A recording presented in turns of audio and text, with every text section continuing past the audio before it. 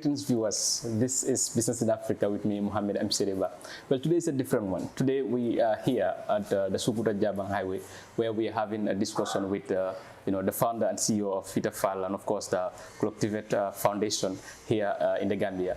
Our guest today is Ida Faal, who will be taking us through the importance of skill development in the Gambia here. Madam Faal, thank you for joining us and thank you for accepting our invitation. Thank you so much for having me, Emma. It's a pleasure and an honor to be here. Yes, thank you so much. Yeah, before going into our discussion, we want to understand who we are having here today. Can you please introduce yourself? My name is Ida Faal. I am a typical native of Latrikunda Savage. That's where I grew up. I went to school at Latrikunda Primary, Sarakunda Primary, Ndaus High School, Apple Tree, Baptist International. So that's a lot. Yeah. And then I proceed to Business Training Center, where I did ICM in Business Studies. Then from there, I proceed to SOS TPC. That's where I did my motor mechanics training. I'm the founder of Fitafaal Autos. Fitafaal Autos is a vehicle online solution center that's provide quick maintenance, electrical issues, and then mobile mechanic service. We also have a website that people can use to buy spare parts, sell your car, or buy a car there and connect with other qualified auto mechanic technicians in the Gambia. Then I am so passionate about TVET and more especially auto mechanics. So I had the foundation called CLOCKTVET Foundation, where we conduct trainings on car electronics and motor mechanic quick servicing, and we also advocate for more women involvement in the TVET sector. Yes, I've seen your activism towards the involvement of women in the TVET area. That's very inspirational, and then I hope we'll be discussing about that. So before going deep into our conversation, want to know what's inspired you into auto mechanic. What inspired you into Fita? It's mostly known for men. So what inspired you into this? Well, I grew up at Latrikunda Savage at the Parker. So when you talk about Latrikunda Savage and you talk about the Parker, that's the center of spare parts, the used spare parts in this country. So that has actually contributed in my career part, because I grew up playing obviously with spare parts. And then I started selling spare parts when I was still going to high school. So I will always have quote from Auntie Aisha too. There was this young woman. She was the first spare part dealer woman that I know of. She will order used spare parts from Europe, bring it into the country and selling it. So from a young age, seeing her coordinating that, I get inspiration. Then upon graduation, because I had a transition, I did ICM in Business Studies, but the job hunt wasn't easy by my side. And then from a very early age, I always wanted to become a businesswoman. So I'm a nar, so I will always tell my mom that I want to have a nar shop. So I always want to become my own boss. So then from the job hunt, the staying at home for almost an year, not doing nothing, then I involved into research. I'll be doing so much research because I want to know why there was that high unemployment rate. Even after going to the university, you still sit before getting an employment. So then I discovered something very unique, that is most of us don't want to be in the informal works. We want to be in the formal sector. So there want to be in the white collar. Exactly. So there was a gap. Then I was like, okay, I have find a thing to do. So that's where I get the inspiration. But in that, when I found out that I want to become a carpenter, I want to become a plumber, I want to become everything handy. You were doing everything in the TVET area? When I was doing my research, because I just realized that, okay, this is what I have to do. I need to have a skill. So that's when I just told my mom I want to become a Fita. Obviously the story wasn't nice, because she said I could not do that because of the stereotypes.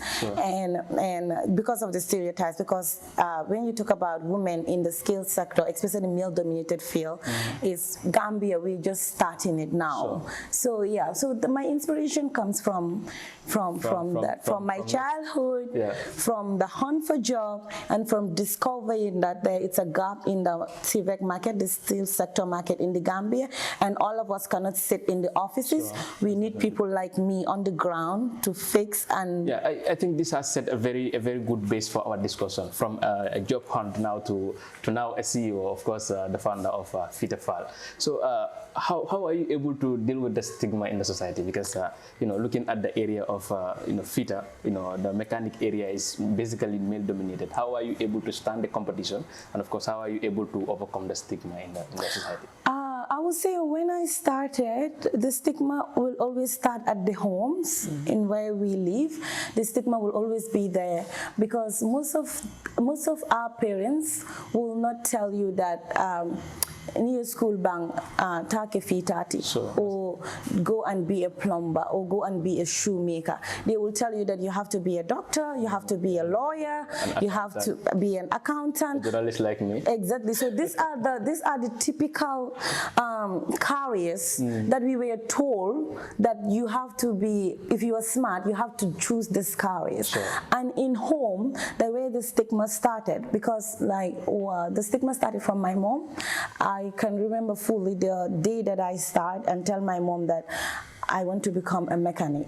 She didn't take it lightly because she did not picture me in being in a male-dominated sector. You cannot blame her because there are so many parents out there. But now that, thank God, we are seeing more women in the industry now. I'm sure that a lot of young girls are coming up and want to be in the industry. So then I had to prove to my mom and make her understand that this is exactly what I want to do. This is my passion. This is what I really want to do since from childhood, because my mom wanted me to become a banker. So I did the ICM studies because she wanted me to become a banker. So she's paying my school fees, so obviously I had to do what she wants. But then from growing up and realizing that the job hunt, what is my side, so the stereotypes are there. So then when I started being a mechanic, I started at Ali's garage. I will always say thank you to him, his wife, and Isa. So it started from there. When I went there, I was in that garage almost for 3 months before I could hold a spanner. So meaning that they're telling you that a woman should not be here. This is a problem. Most people will go for an intensive, but very rare for them to use a position. Yeah, so that is also part of the stereotypes, especially if you're a woman. So from there, I know that really, as a woman, if I want to be in the male-dominated sector, I need to have the skills. So then I went to SOS, that's SOS Training Center, to learn about auto mechanics. And when I was there, my trainer, Mr. Emmanuel, he is my best friend now. I'm saying thank you so much, sir, and all the people in SOS. The first time he saw me, he told me that, what are you coming to do here? I said, I'm coming to study auto mechanics. He said, you're wasting your time. This is not for you. You have to go to the model training.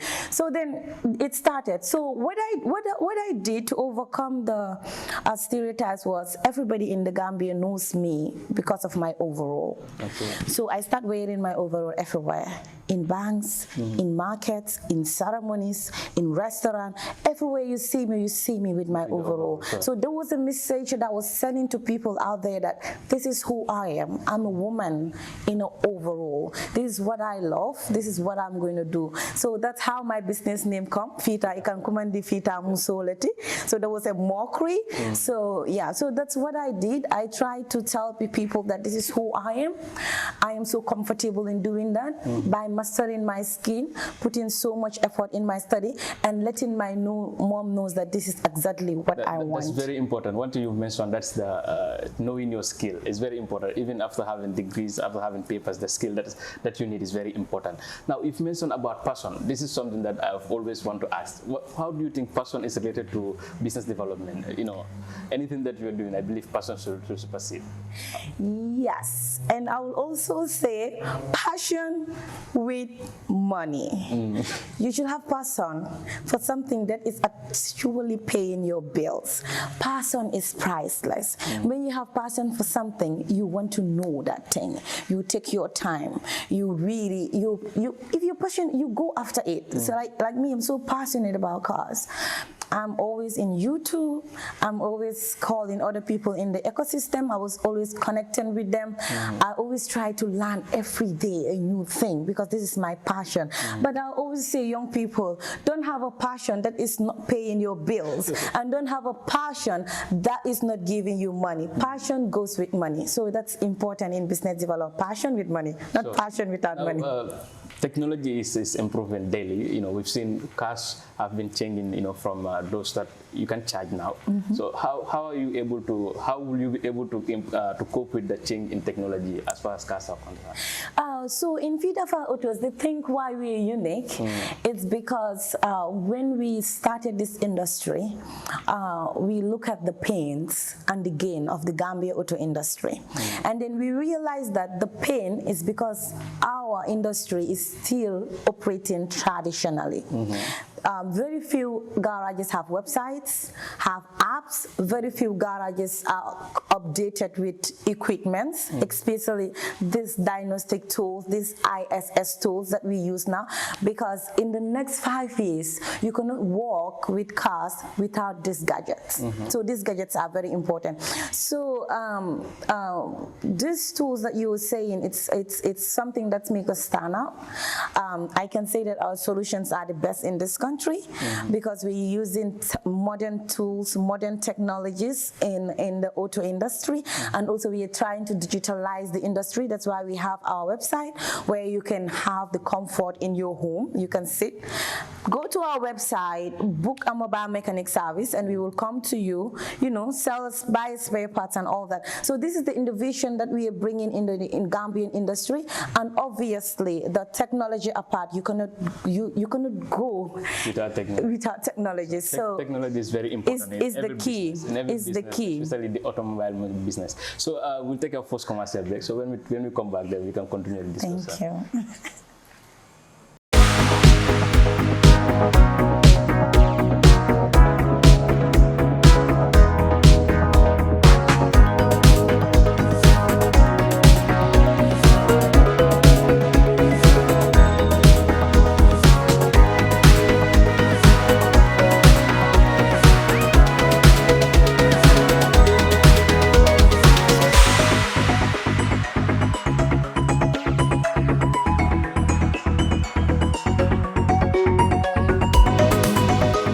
Welcome back from the short commercial break. We are still here at the Sucre Jabang Highway with the founder and CEO of Fitafaal to discuss about the importance of skill in the development of the Gambia. So welcome back from the short commercial break. Thank you. So can you tell us the importance of your staff, how they are coping, and how they are helping you in your business, your staffs? Well, I can say that here at Fitafaal we have a culture. We have a very unique culture that the staffs are the business. Because in every business, if your staff are happy, then the customers are happy. The customers are happy, and then that is a good business. So here we have a culture, everybody knows your role, everybody knows what you have to do, and then everybody is your own boss. Because if you know your role, you are your own boss in your role. So that's the culture we have here. I will say thank you to my staff. Thank you to Seni Jamme, Omar, Alaji, Masiana, and Awa. Without them, I will not be here. Without them, we will not be having this interview here. So thank you so much to them. And also businesses, I will encourage you people to have a happy staff. Trust me, guys, happy staff is a happy business and a happy customers. So staffs are very important in the development of every business. So now, how did the CLOCKTVET came about? How is the development of CLOCKTVET came about? So CLOCKTVET came at 2018. So when did Fitafaal start? Because it seems I'm made to believe that Fitafaal started way before CLOCKTVET. No, CLOCKTVET started way before Fitafaal. So I started CLOCKTVET since I was going to school when I was learning the skill of auto mechanic. So when I started learning those skills, I realized that there were no role models by that time in the Gambia when I started, but in 2018 there were no role models here.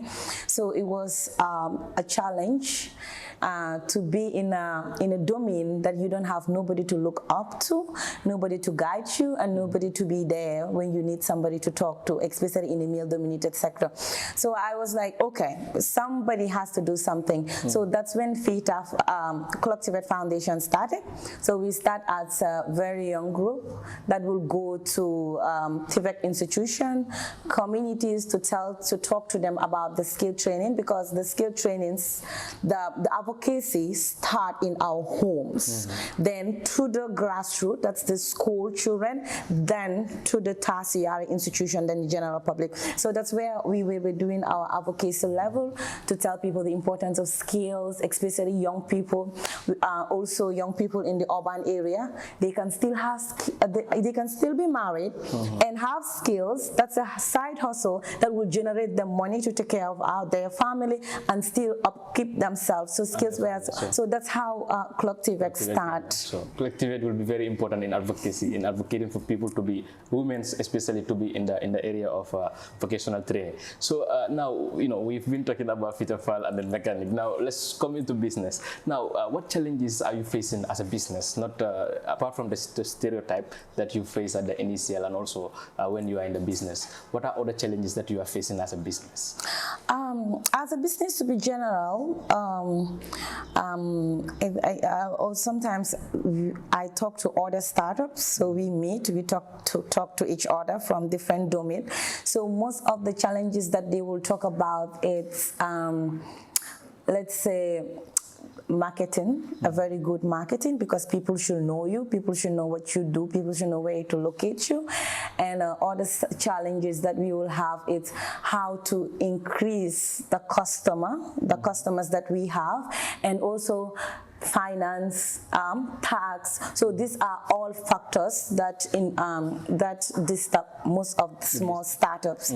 But personally, my experience in the male-dominated sector as a woman in who is running a garage in the Gambia, in the male-dominated sector, the stereotypes, it's still there. It stands out. It stands out. That's the one factor that I think that's the main challenge that most women in the TVET sector are facing. Because I have friends, I have a lot of friends who have cars, but most of the time when their cars have problem, they will call me, tell me my car is doing this noise and so. I will explain, and then they will take it to other garages.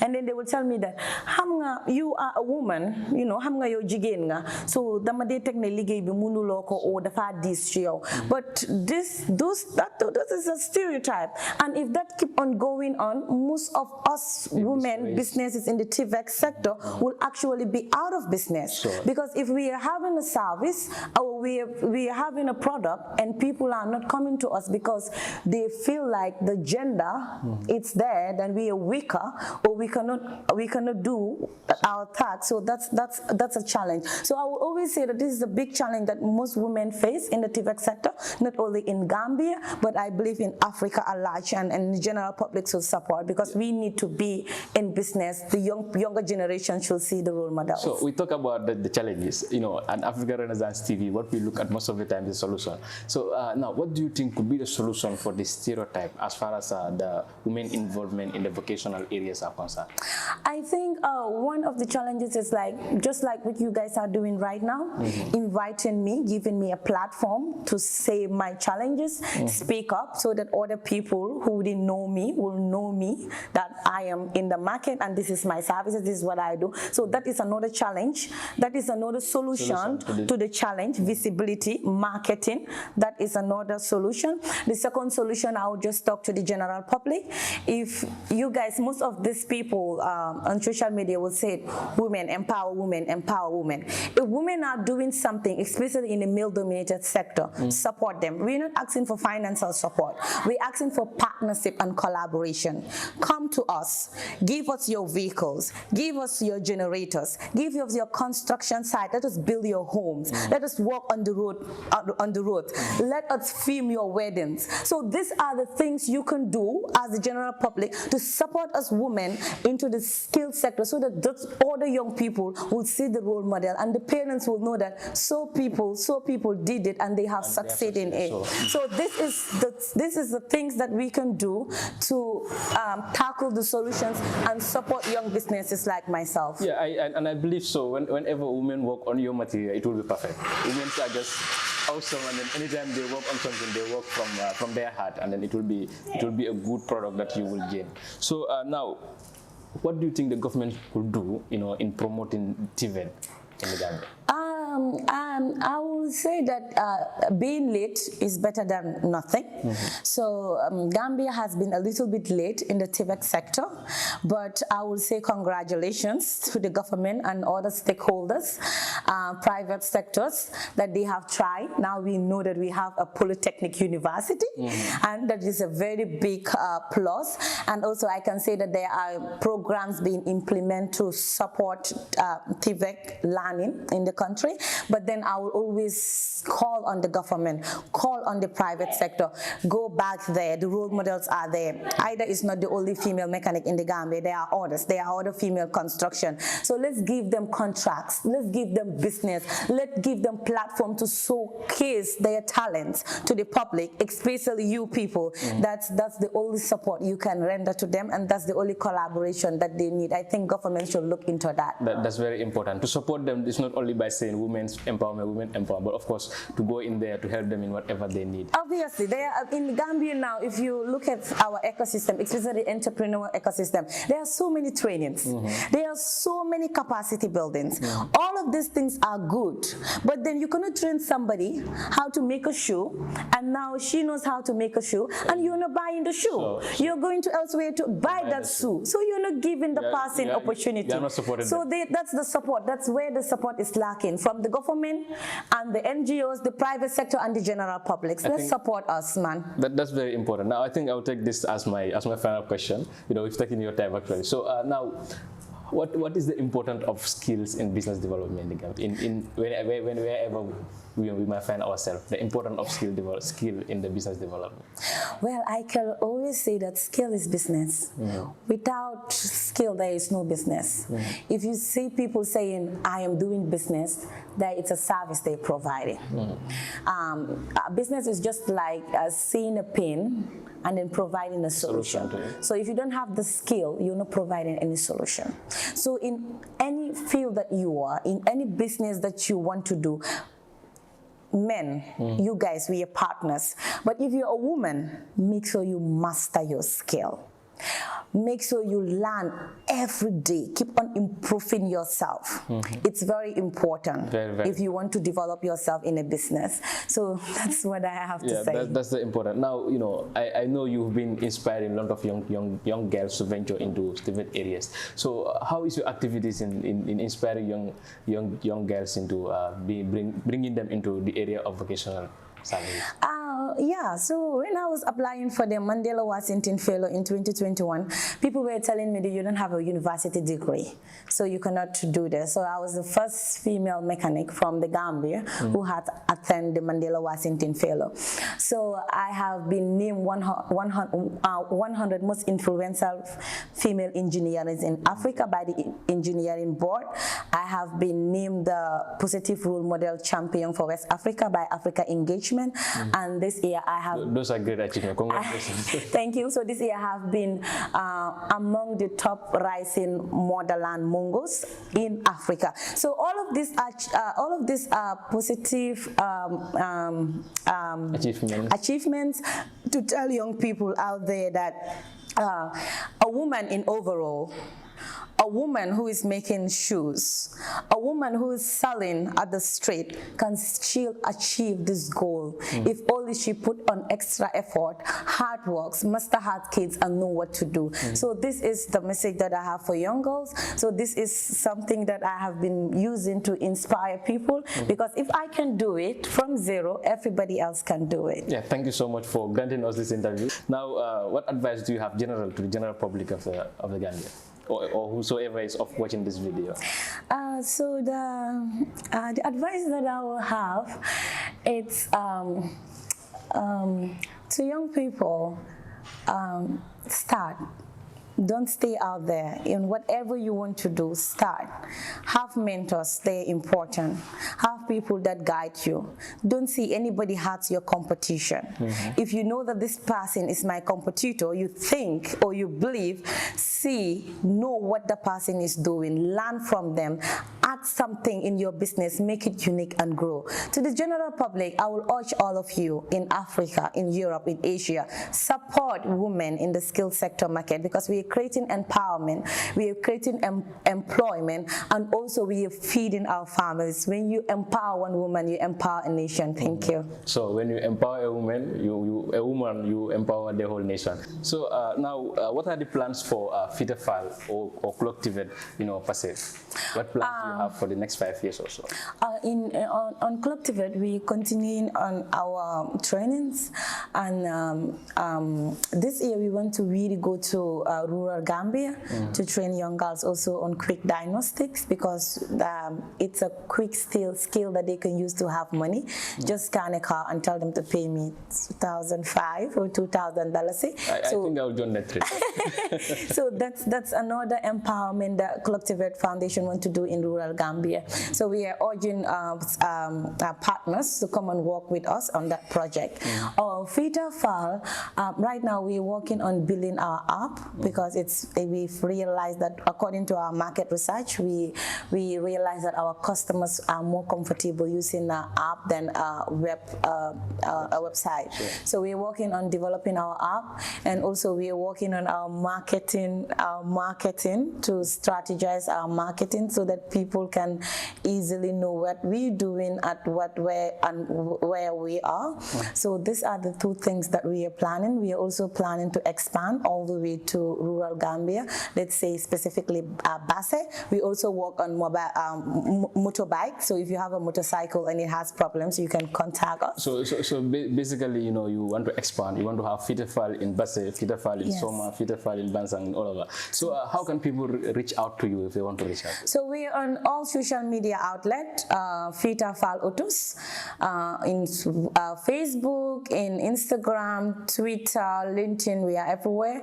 In TikTok, we do give beautiful tips on technician women. You can follow us there. On our website also, we do give tips.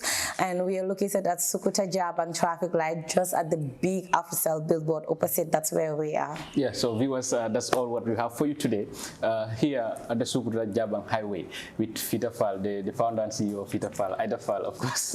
I'm saying Fitafaal because that's the usual name that I've been saying over and over again. So now, as Sia mentioned, you can follow them on Facebook, on Instagram, on all their social media, platforms at Fitafaal, and the technician woman at TikTok. So till we come your way next time, I have been your host, Mohammed M. Seriba.